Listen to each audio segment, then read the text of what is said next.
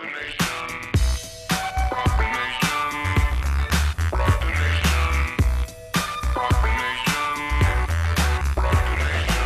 America Radio is proud to present a fact-based initiative, Mother Jones Radio. Great reporting, straight up. Here's your host, Angie Coiro. Welcome to another jam-packed Mother Jones radio show. I'm Angie Coiro. We'll talk about the top student activists in the country as recognized by Mother Jones magazine. We'll get into a new book, The Best War Ever, and a new movie, Jesus Camp. First and foremost, we feature a conversation with Gore Vidal. That's coming right up. Mother Jones Radio is brought to you in part by Pax World Funds, socially and environmentally responsible mutual funds since 1971. On the web at paxworld.com. That's PAXworld.com. The organization World Can't Wait hopes that on October 5th, schools, businesses, maybe even whole cities will shut down as activists who are, shall we say, disenchanted with the Bush administration leave their workaday posts and hit the streets in protest. Participants will range from the anonymous man on the street to the very, very prominent. And we talk now to one of the latter. Writer and commentator Gore Vidal joins me on the line. Hi. How are you? I'm well. It's good to have you here. Let's acquaint our audience, for the few that may not know who you are. Your first novel was published in 1946. Your political activism dates back just about as far. You've run for the House. You've run for the Senate. You've never been shy with your opinions. You lived through Nixon, Reagan, and the first Bush. Now, from your perspective, with all that experience, how bad a fix are we in now as a democracy and as a country? Well, I think it feels terminal. I mean, the Republic has been got rid of. The Bill of Rights is being erased as we go along, and little Mr. Gonzalez is thinking up new totalitarian rights that the president as commander-in-chief can call upon, which are all unconstitutional. Mm-hmm. But we're lawless, and it's very difficult for those of us who are used to using law in changing politics to have an administration that pays no attention to the laws on wiretapping, the laws on arresting people and holding them without due process of law, without letting them get a lawyer, renditioning them to other countries to be tortured. And this is crazy. And it doesn't seem like any country. I spent 3 years in World War II. If I had thought then, when I got out, that 40, 50 years later, whatever it has been, a long time, that we would have an administration like this, I would have said, oh, come on, this is bad science fiction. Well, it is bad science fiction, but we're trapped. However, I think on October 5th, if enough people get out there in March, a message will be sent. Who knows to what extent they are receivers, this administration. But they are in love with several huge lies about themselves. I mean, we hear the little president say, I'm a wartime president, I'm a wartime president, yeah, I'm a wartime president. Well, he's not a wartime accurate. president. Why doesn't somebody stop him? You can't be a wartime president without a war. To have a war, you need a country. You just can't go and smash up other countries like Iraq, who have done us no harm. You then become an aggressor. You become a gangster. This is happening in Iraq, happened in Afghanistan. Now they seem to be planning to do it again in Iran. Well, what surprises me with what you're saying is that you still have faith then in the power of protest. We've already seen previous protests against the war, against the Bush administration, and they're consigned to the second page of the newspaper, maybe with a photograph or two. And what makes you think that this can still have impact? It'll get to a point. The Vietnam demonstrations didn't have much at first. And suddenly the moment came, which came as a surprise. Of all people, Wall Street marched against Lyndon Johnson's war. And when that happened, Johnson withdrew from presidential politics. Now, this one's too dumb to know when his day is done. And the people who are behind him are making billions and billions of dollars out of their Halliburtons and so on. They've got to hang on to these wars and extend them as much as possible. So where Johnson was a pretty sensible politician, these people are kind of crazed used car dealers who are just going to grab everything and wreck the country and then leave and just say, well, you're on your own now. We're off to Tahiti. No, I think demonstrations do quite a lot.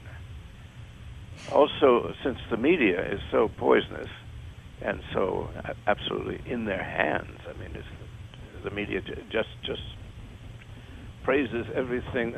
They take everything the president says seriously. And, of course, the dreadful vice president, who is in love with torture such as I've never seen. I mean, a real SM administration is going on.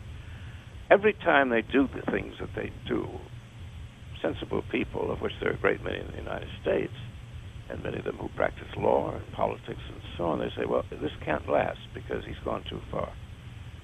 Apparently his momentum is such that he just goes on to the next war and says it's to save us from terrorism. They're not saving us from anything. They are going to make sure that we are totally enslaved.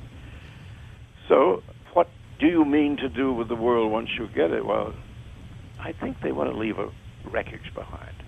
They wrecked 2 countries in the Middle East, which done no harm to the United States, and couldn't do any. Lied to the American people. Was it 70% think that Saddam Hussein had something to do with 9/11? He didn't have anything to do with it. Well, you were talking to interviewer David Barsamian, and you said that what it would take to stop Bush would be economic collapse. Well, I think that's at hand.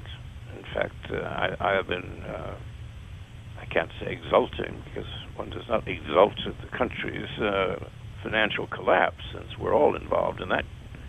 But yes, indeed it will.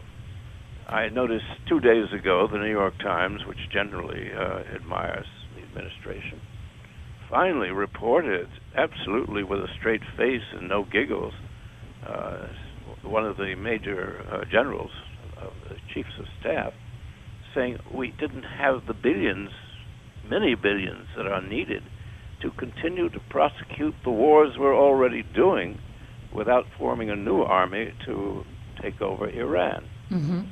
Now, when the Times prints that, I went through all the papers. Not many of them wanted to deal. The Wall Street Journal didn't deal with it, and they're supposed to be interested in money.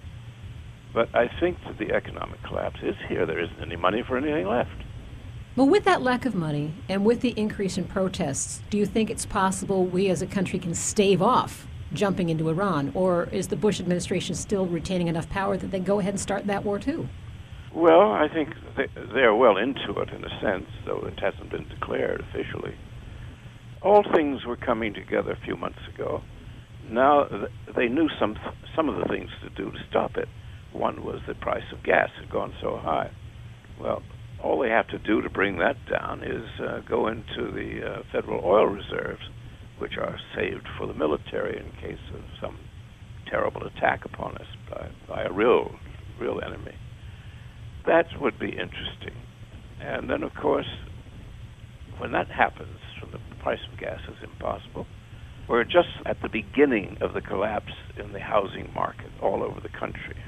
I am sitting here chatting to you from Southern California. On all sides of me, the boom in housing are very apparent. But that proves to be the only capital Americans of the middle class have, is their house.